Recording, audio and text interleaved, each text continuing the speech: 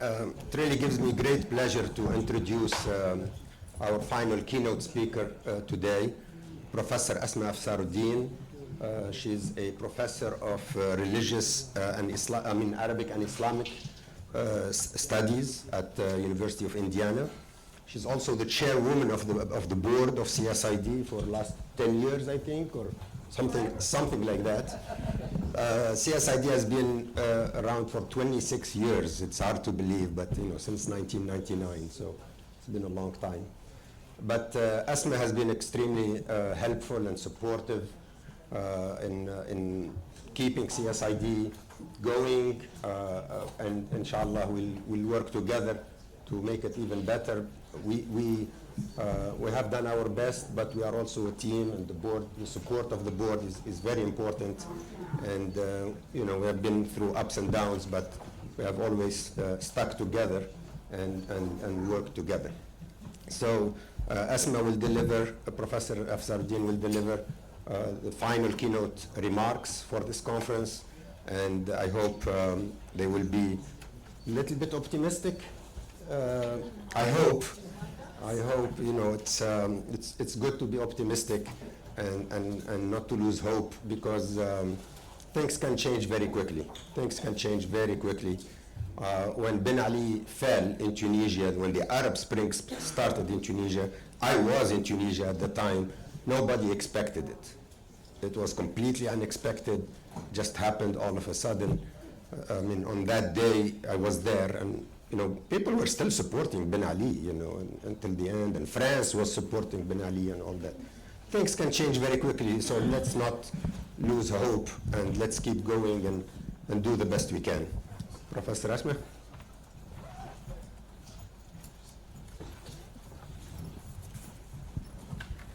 Thank you, Radwan, for this kind introduction. It has been a privilege being associated with CSID under the gifted leadership of Radwan Masmoudi. As you can see from today's proceedings, that this is the kind of conversation we've fostered over the years. What results we've actually been able to achieve, only time can tell, but needless to say, we have to continue to make that effort. So good afternoon, everyone, again, and thank you for sticking with us till the very bitter end. And I hope you will agree with me that this day has been full of deep insights and lively discussions of some of the most critical issues in the current period concerning democracy and the spread of authoritarianism and how to tackle some of these issues. As we learned today, these are all timely topics, since good governance appears to be an elusive concept these days, not just in the Arab and Muslim majority world, but in large swaths of the planet today. And I think this was a point that was made forcefully maybe by Dahlia, I forget who it was, but this is a point that we need to make over and over again. For the last several years at our annual conferences, we have been sounding the alarm that democracy, both as a concept and a process, is facing an existential threat, in so much as its desirability itself and its necessity are being increasingly questioned, even in well-entrenched democracies like the United States. All the warning signs that remind us that we must be ever vigilant against the forces of tyranny are present here and elsewhere. As Timothy Snyder, author of the widely acclaimed book titled On Tyranny that was published in 2017, some of you may be familiar with that work, remarked, and I'm quoting now from the book, "We might be tempted to think that our democratic heritage, as Americans that is, automatically protects us from such threats, that is, the threats posed by tyranny. This is a misguided reflex," he continues. "In fact, the precedent set by the founders demands that we examine history to understand the deep sources of tyranny and to consider the proper responses to it. Americans today are no wiser than Europeans who saw democracy yield to fascism, Nazism, or communism in the 20th century," end of quote. Many of you, like myself, may be feeling demoralized, and I get it from the tenor of this conference today that some of you are actually sharing my feelings of demoralization. by the current political atmosphere. And why not? In the US, this has led to an unprecedented attrition in our civil rights and in the rule of law. For those of us who are in academia, we have watched in dismay the increasing assault on academic freedom on our university campuses and the arbitrary restrictions placed on freedom of speech, especially in regards to what can be said and what cannot be said in our classrooms about US foreign policy measures, particularly in regard to the Middle East. At some universities, including at my institution, students are being encouraged to snitch on their professors if they find their lectures unpalatable for political reasons and lodge formal complaints against them, to which the professors are then forced to prepare detailed refutations, as if we have nothing better to do with our time. Many university administrators, including at my institution, have adopted draconian and harshly punitive measures to crack down on student protesters against the war in Gaza, as well as on select faculty for inviting certain speakers. International students have been particularly targeted at many campuses, as we know, some of whom have faced deportation proceedings and have been abducted outside their homes and placed in detention for publicly criticizing specific US foreign policies. It is perhaps telling that Professor Tim Snyder, whom I just referred to, has left Yale University, where he taught until recently for the University of Toronto. And one may surmise that his departure was prompted at least in partial response to the curtailment of academic freedoms and the erosion of our First Amendment rights that we once took for granted in the US. You cannot have a flourishing democracy in which all residents within a nation state do not enjoy the legal protections offered by due process and the rule of law that should apply equally to citizens and non-citizens alike. As a constant backdrop to the events unfolding in the US is, of course, the war in Gaza that continues to unleash a cycle of violence unprecedented in recent history that has resulted in unbearable human suffering among Palestinian civilians and threatens to destabilize the entire MENA region. Only time will tell what the long-term implications of this humanitarian calamity will be for democracy in the region. Although Nader Hashemi actually gave us, I thought, a very insightful preview of what is at stake. The immediate consequences are heartbreaking. There's chaos and devastation for the indigenous Gazan population, who is now facing mass starvation and the continuous degradation of their lives and their intrinsic dignity as human beings, as much of the world looks on in complicit silence. There can be no denying that the dystopian Orwellian future some had predicted back in the 20th century is increasingly encroaching upon us and is no longer just a figment of the literary imagination. I'm assuming that you're attending this conference today because you are interested in promoting and strengthening democracy rather than undermining it. And you're also very likely interested in thinking about concrete strategies as to how to go about doing just that. And again, throughout the day, of course, we've heard and listened to very insightful comments on how to react to this unfolding calamity before us, for which we are mostly unprepared. So we've heard very intelligent analyses of many of the complex factors that are contributing to our contemporary dystopian landscape, and listened to informed discussions of possible solutions to these escalating problems. I would suggest that there's nothing more important today than to band together and push back at these alarming trends that threaten to erode the international order and the rule of law. I would like to suggest that we craft effective responses and strategies in 3 critical ways. There's a little bit of optimism that I've tried to inject into it, so we'll see if you pick up on that. First, we tend to forget that religious values can indeed be harnessed in defense of democratic values. and to promote a culture of representative government and political accountability on the part of those who rule. Certainly those of us who work in the area of Islamic political thought continue to make the case that there are important scriptural and intellectual resources within the diverse Islamic tradition that can be drawn upon in order to craft robust arguments for the promotion of democratic forms of governance in the MENA region and in the broader Muslim majority world. And we heard a number of compelling arguments in favor of this position today, and I will not rehash them here.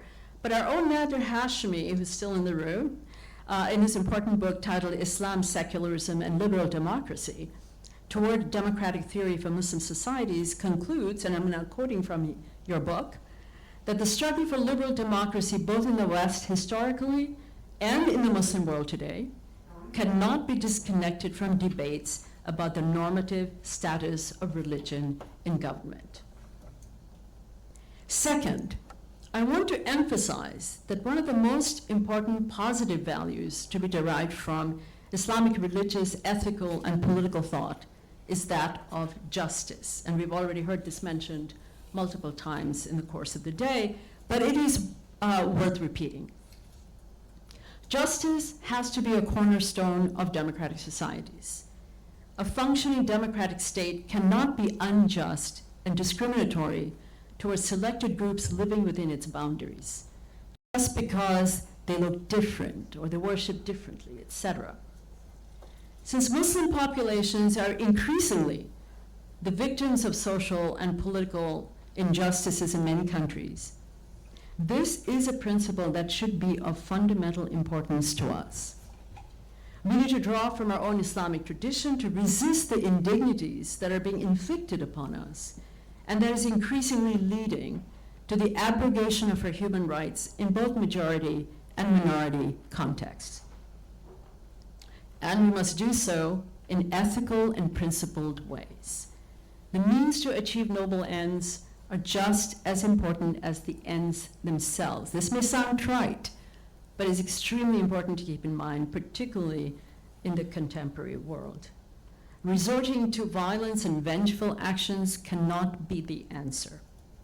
One of the most relevant verses in this context found in the Quran is derived from chapter 5, verse 8, which counsels, quote, "Let not the rancor or hatred of a people toward you cause you to incline to wrongdoing and depart from justice. Be just, this is closer to piety." In addition to being highly relevant in our contemporary world, racked by divisiveness and mistrust of one another, it is also one of the most difficult verses to act upon, suggesting as it does that we overcome our instinctual human response to retaliate in kind against those who inflict justice and violence on us. But the Quran shows us a more humane and morally superior way forward to address such gross injustices without succumbing to a deadly, unending spiral of reflexive, retaliatory violence that is ultimately self-defeating. The rich commentary literature known as tafsir reveals a consensus among pre-modern and modern Quran exegetes on the general meaning and relevance of Quran 5:8 for constructing a distinctive mode of Islamic piety that deliberately forsakes the revenge-based tribal code of military practices that were current among the pre-Islamic Arabs. Such violent tribalism is unfortunately triumphantly resurgent in the contemporary period, as we can very easily see. The famous late 9th century Quran commentator At-Tabari remarks that this verse in general exhorts Muslims to be upright and just in their character and conduct toward all, regardless of whether they're allies or enemies, and thereby not transgress the divinely delineated boundaries of righteous behavior. Should Muslims reciprocate the hatred of their enemies and act unjustly, then they would be guilty of stooping to their level and violating the commandments of God.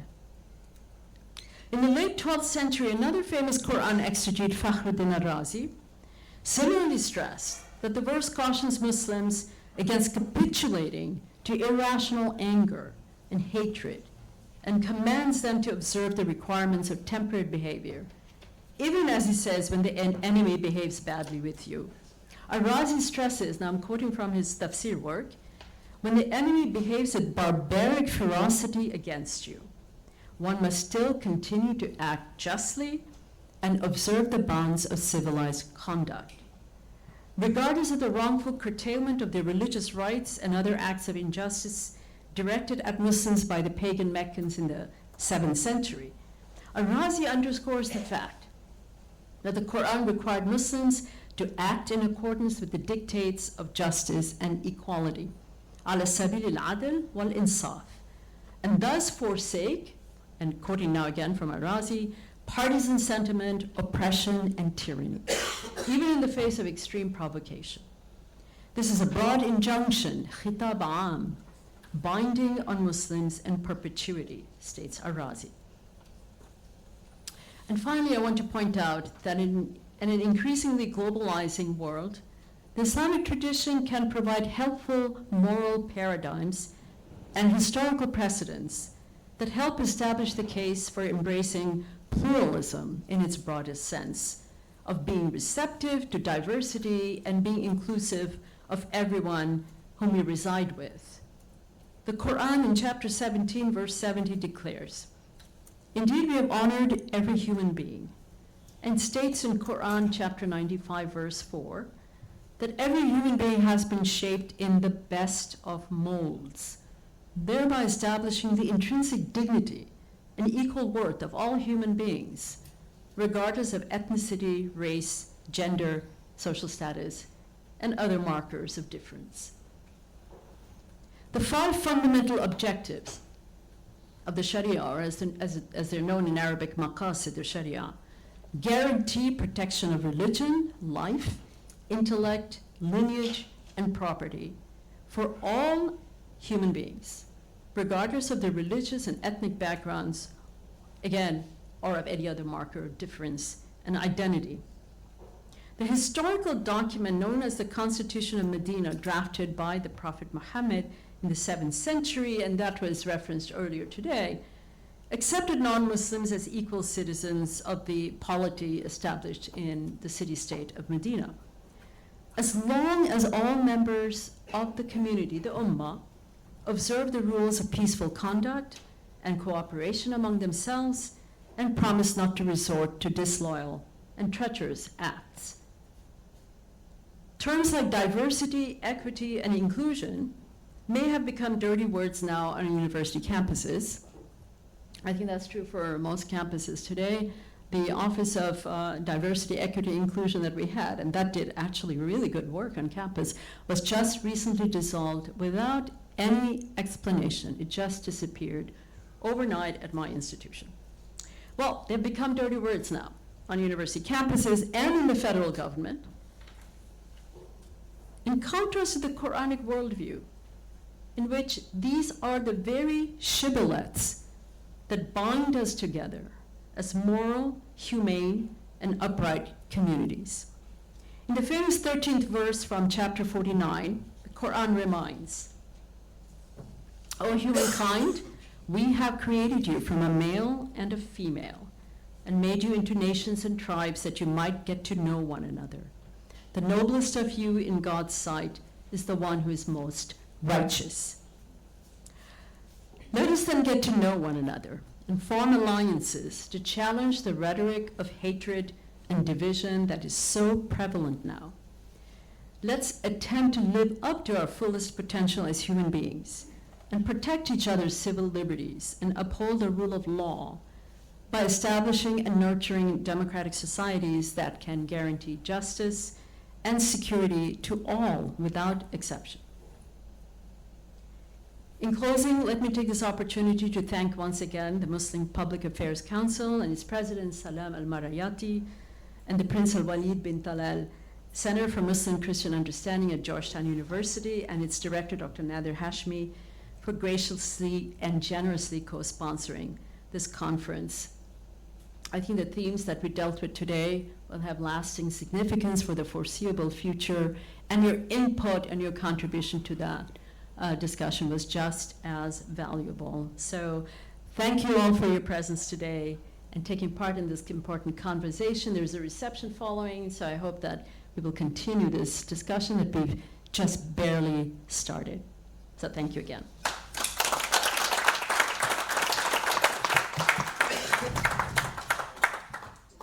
We don't have questions.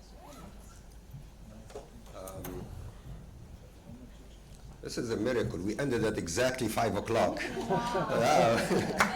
I mean, look, it's 5 o'clock. I don't think we have any more questions.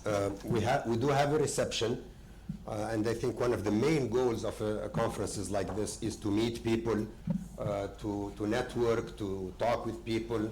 I mean, we could all have stayed at home and just read books and papers, but I think conferences do serve an important purpose in that we get to know each other and hopefully work together on, you know, different projects and different initiatives. So if you can stay, please do stay. We have a reception. We have more food for you today. If you can stay between 5 and 6, I think it will be worth it. In conclusion, I also would like to thank Nader Hashmi and the Center for Muslim Christian Understanding at Georgetown University, and MPAC and the MPAC team, Salam Al-Marayati, Harris Taran, and the whole team over there. We could not have done this without your help and without your support. Thank you very much for your help and for your support. I would like to thank the speakers who came from, some of them very far away, to attend and to speak and to participate at this conference. In particular, I want to mention Irma, who came from Georgia, not the state of Georgia, but the country of Georgia, to speak at the conference today. So thank you very much. I think it's been an excellent conference and an excellent opportunity to discuss and learn about what's going on in the world and how we can react and how we can change things around us. I'd like to thank all the volunteers also who helped us, you know, with registration and, you know, various aspects of the logistics. And Mariam Masmoudi, my daughter, who came from New York, she used to volunteer for CSID. Mariam is a little bit older than CSID, but she has worked with CSID since she was probably 6 or 7. I don't remember, but, you know, yeah, Asma remembers. So thank you, Mariam, for coming from New York to help with the conference and with the logistics. Thank you all. It's really a pleasure to see you again, and for some of you to see you for the first time, and I hope we can stay in touch. Stay hopeful, believe that things can change. Do your part. You know, that's all that God asks us to do. Do your part. The rest, you know, we can't control what goes around us. What we can control is what can we do about it? What can we do to fix it? What can we do to make the world better? That at the